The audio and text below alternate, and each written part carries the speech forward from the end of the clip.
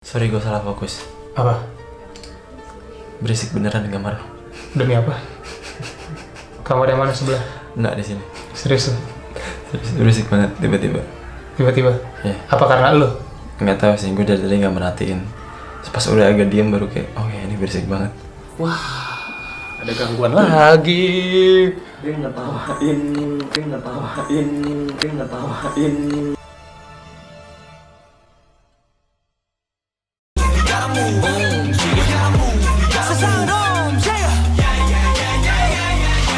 Halo pemirsa, bertemu lagi di acara talk show K-pop yang paling horor dan paling serius, apalagi kalau bukan Bingo, Bincang Korea bersama Indigo.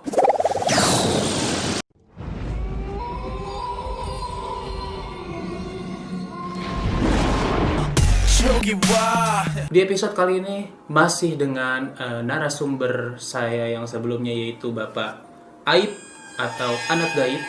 Tapi untuk episode yang terbaru ini saya sengaja menyisakan spot kosong di sini karena memang tidak hanya akan kita berdua saja yang akan membawakan topik pembicaraan yang akan kita bicarakan, tapi juga saya akan mengundang salah satu narasumber baru, yaitu ada Kuntet atau Dukun Santet. Silahkan Pak Kuntet. Oh, parkir mobil. Di sebelah saya perkenalkan. Oh, sudah mulai. Saya sudah 15 tahun jadi dukun santet, Pak. Iya, dia sudah dapat sertifikat santet dari gedung lembaga santet. Oke, jadi Bapak Kuntet ini kebetulan seperti saya bilang tadi pemirsa, dia sudah dapat sertifikat santet dari lembaga santet Purwodadi. Kenapa saya bilang dia sangat-sangat sakti dan ahli dalam persantetan? Karena kesaktiannya itu saking saktinya dia pernah menangkal santet dari kekuatannya sendiri. Jadi dia berusaha menguji ketahanan antibodi dirinya dengan menyantet dirinya sendiri, lalu dia tangkal dengan kekuatannya dan berhasil. Itulah kerennya dia. Tapi selain itu juga dia jadi sales Tupperware ya. Tolong, ini bukan Tupperware. Tapi- Anda pasti mengira ini martabak. Dari mana? Tapi ini sebenarnya Orang juga udah tahu. Ini ketika diginiin, mana ada yang berpikir ini martabak. ini instrumen saya. Oh ya, ini jadi ada senjata. Senjata Khusus. santet saya. Jadi ini adalah namanya kontet, Apa itu? kemungkinan santet. Jadi cara kerjanya seperti apa itu Bapak Kuntet? Bapak Kuntet. Cara kerja sangat gampang. Sama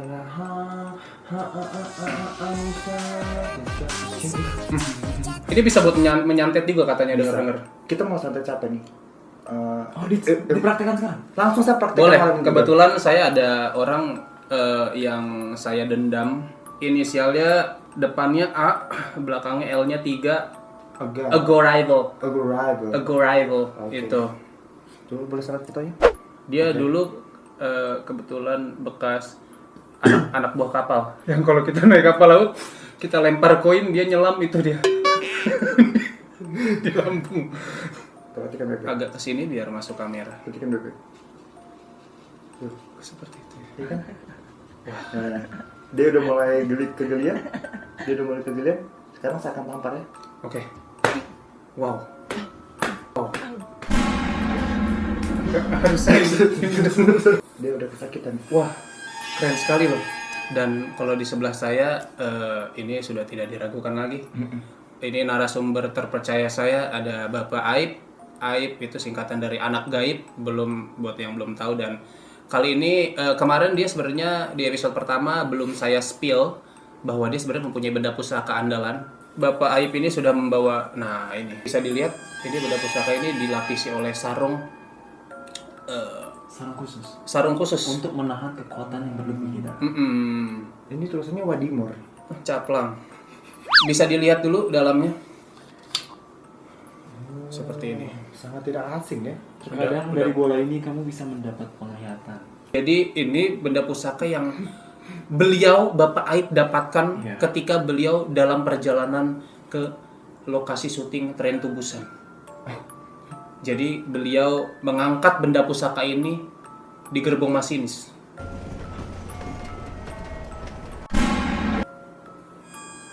Seperti ada amarah ketika mendekati. Seperti ada teriakan. Wah, Hujatan. Mungkin karena kasus yang tahun lalu. kalau gitu mari kita mulai saja. Aduh, udah mulai masuk. Udah mulai masuk. Udah, oh, Kita keluarin dulu. astagfirullah. Andeca, ya Bora, Bori. Ini lampu yang bukan sembarang lampu. Gak ada ide. Lampu yang bisa mendeteksi emosi dari makhluk tak kasat mata. Oh, kayak Jadi sesuai detektor. Jadi nanti lampu ini akan dipakai sebagai media oleh Bapak Aib untuk mendeteksi apa yang kira-kira makhluk tak kasat mata rasakan. Saya jadi bisa tahu perasaannya. Betul. Jadi kisah kali ini datang dari Bangtan Sonyeondan atau BTS pernah mengalami kejadian horor yang sangat-sangat patut kita bahas di episode kali ini. Oke. Di artikelnya ini saya tidak asal menyebutkan, ini dari Tribun Jogja. Tribun Jogja. Ya, seluruh anggota BTS pernah merasakan hal mengerikan yang bikin bulu kuduk kita merinding gitu. Bahkan si penulisnya pun pada saat menulis ini bulu kuduknya merinding. Karena dengar ceritanya. Sampai sekarang masih merinding, saking seremnya. Pernah satu waktu sehabis mereka rekaman, mereka ingin mendengarkan keseluruhan lagu mereka. Alih-alih mendengarkan rekaman, seperti malah enggak mendengarkan apapun, seperti enggak pernah melakukan rekaman. Mungkin mic-nya nggak dinyalain. Itu yang saya berpikir. Iya kan? Jadi produsernya lupa nyalain mic-nya, Mm-mm. tapi nyalahinnya makhluk halus. Bisa jadi. Bisa jadi. Atau waktu itu dari depan satpamnya matiin genset. Jadi bagaimana dari sisi pandangan seorang Bapak Aib? Saya merasa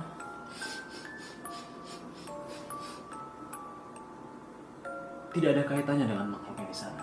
Hanya murni kesalahan teknis. Murni kesalahan teknis. Mereka tidak sekuat itu. Seperti apa nih?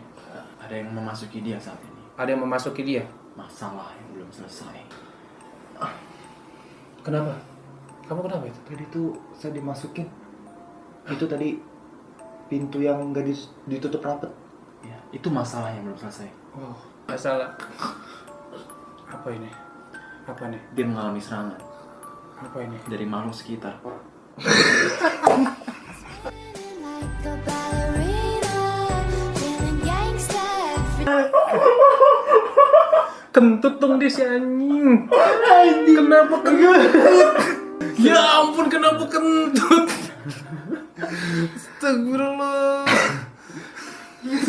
Sorry.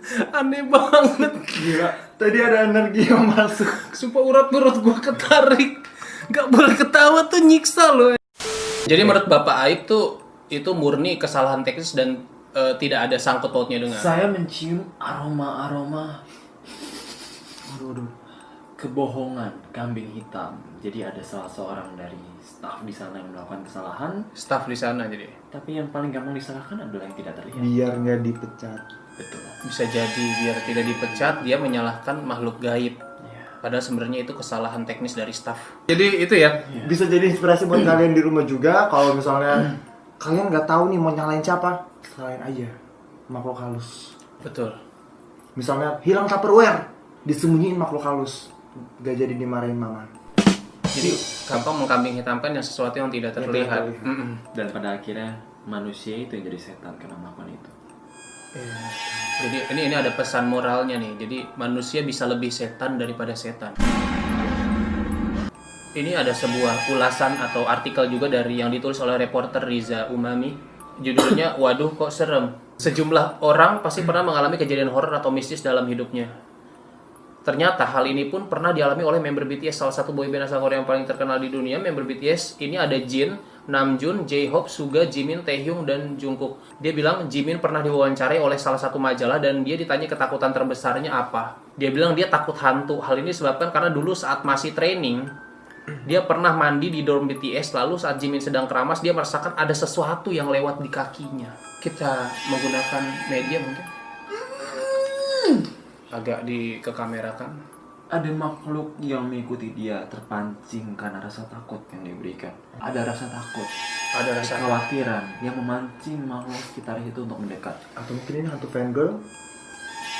Gimana kalau kita berkomunikasi? komunikasi. Bantu saya dengan energi. Oh ini merupakan fusion dari dukun santet dan juga Bapak Aib ya.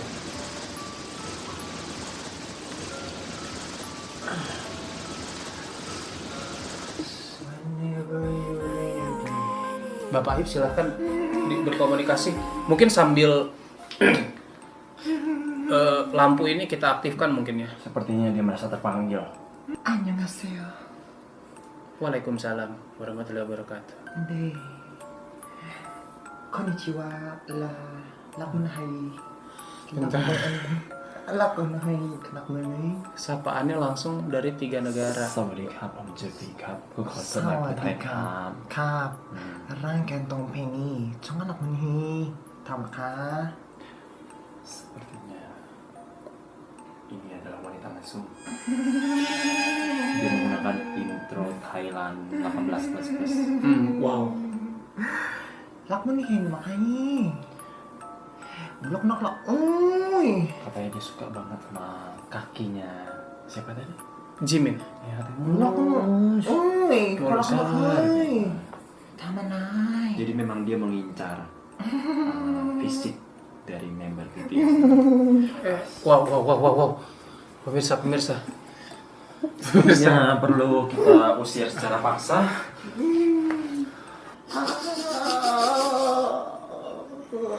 Kimochi. Wow. Energinya sampai terkuras. Boleh diceritakan tadi Bapak Aib? Dia merasa marah.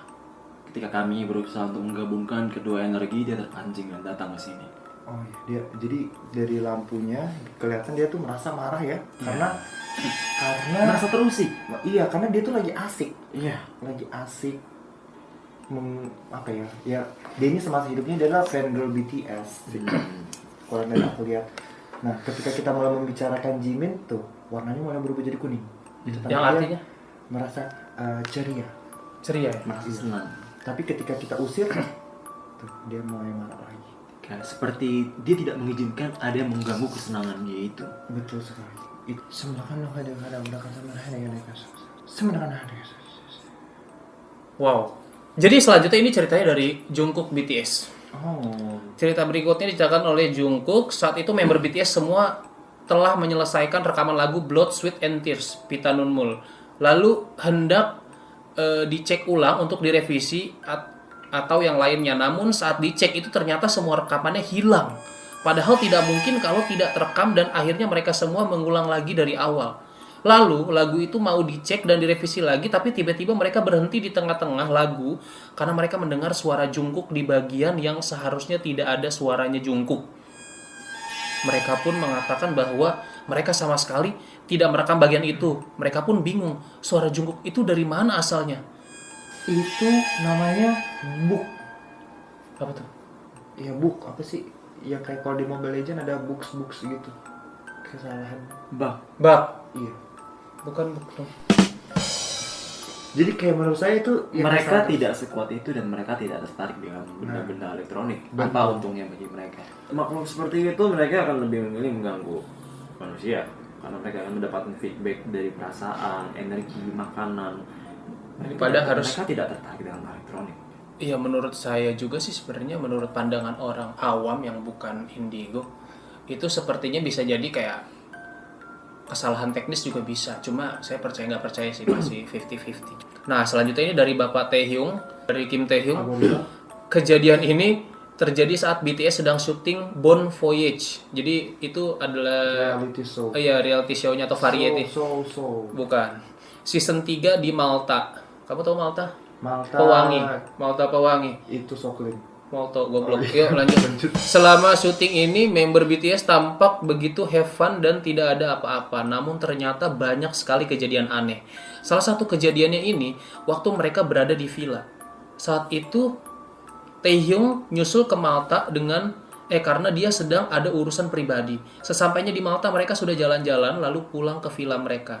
Sesampainya di villa mereka pun memilih-milih kamar dengan heboh seperti biasanya mereka kalau kumpul. Kemudian Taehyung juga memilih kamar yang sekamar dengan Jungkook. Sarah. Dia pun membuka kamar Jungkook. Saat itu kamera sedang menyorot dari dalam dan kelihatan sekali di luar ada apa. Jadi ini footage-nya. Wah, jelas sekali. Itu Jelas sekali ya. kayak wanita baju pengantin ya. Kalau diperhatikan pada gambar di atas seperti ada perempuan dengan pakaian yang bikin merinding banget. Kelihatannya itu sangat tak mungkin kalau staff atau kira-kira siapa wanita yang ada villa bersama BTS itu.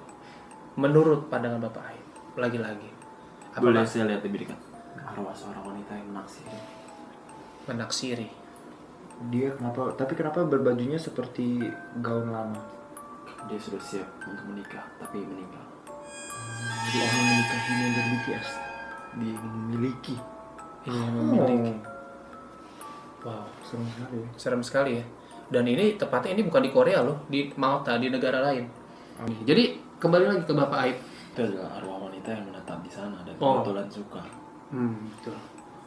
Ada rasa ingin memiliki, membelai, Wow. menjamah. Karena member BTS ya. Selanjutnya cerita horor dari Jin dan Jimin. Jinnya Levis. Enggak dong, denim. Lanjut. Cerita ini masih tentang syuting Bon Voyage season 3 di Malta. Kejadian ini pun juga terjadi di villa pada cerita sebelumnya, tapi ini terjadi di kamar Jin dan Jimin. Jimin sebenarnya sekamar dengan Jin aja itu harusnya sudah merasa seram. Itu loh. Karena sekamar dengan Jin. Kamar ini ditempati oleh Jin, Jimin, dan Suga. Tapi karena alasan pribadi, Suga pulang lebih dulu dan tinggallah mereka berdua di kamar itu, si Jimin dan juga Jin. Sebenarnya villa ini desainnya sangat tertutup dan tidak ada celah udara sama sekali. Namun ada hal aneh terjadi saat Jimin dan Jin hendak tidur, tiba-tiba pintunya terbuka sendiri. Padahal ruangan itu tidak ada anginnya sama sekali. Karena tidak ada celah, angin baik dari luar ataupun dalam, namun kenapa pintunya bisa terbuka dengan sendirinya? Kalau masalah keterbukaan itu kan karena mungkin sudah nyaman. Dan Makanya pintunya bisa dengan mudahnya terbuka dan gitu. mungkin juga pintunya open minded juga menurut Open gue. minded. Tiap tempat itu ada yang namanya penghuni wilayah. Betul. Jadi, ketika penghuni wilayah atau jin wilayah bertemu dengan jin lain, sangat berkemungkinan ada bentrok. Oh iya betul. Mungkin dia membuka pintu. Tapi apa tujuannya dia membuka pintu? Memberi peringatan bahwa saya ada di sini. Itu. Saya duluan di sini. Gimana kalau kita coba undang dia?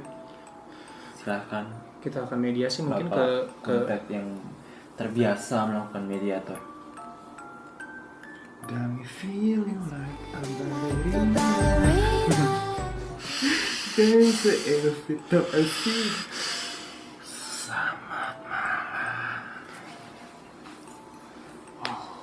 Perlu dijaga badannya ya. ya, saya akan menjaga. Silakan Bapak Aib berkomunikasi dengan Saya pakai bahasa Indonesia aja ya. Terlibat pakai bahasa Malta. Siapa? Maui. Maui. Terima kasih sudah hadir di sini. Apa benar kamu yang membuka pintu tempat Jin dan Jimin? BTS. Ya. Saya yang buka. Untuk apa? Mau menawarkan asuransi.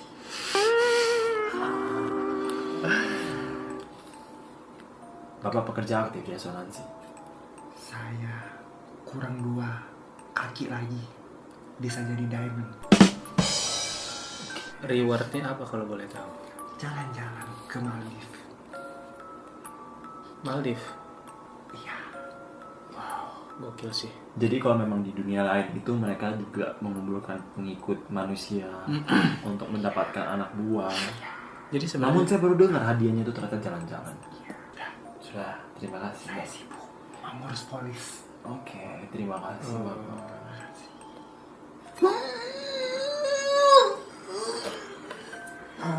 Wow. wow.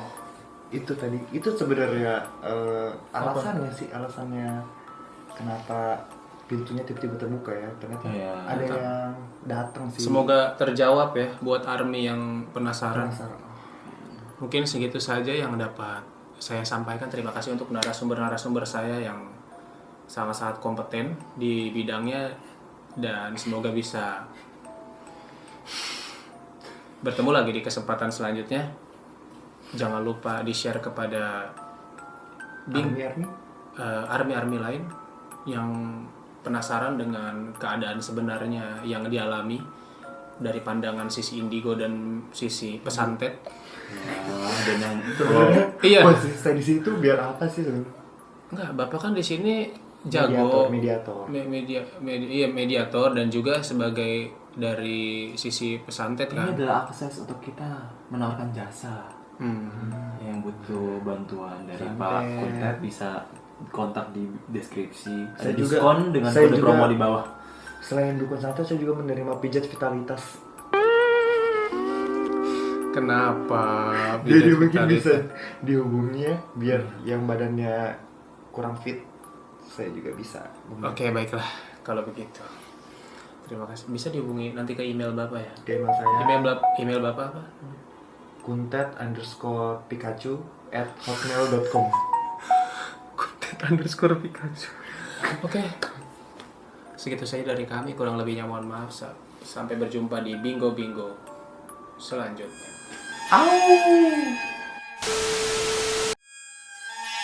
Perkontenan bersama Indigo Magang. Nah, anak Indigo Magang. Tawa dong, muka lu tuh.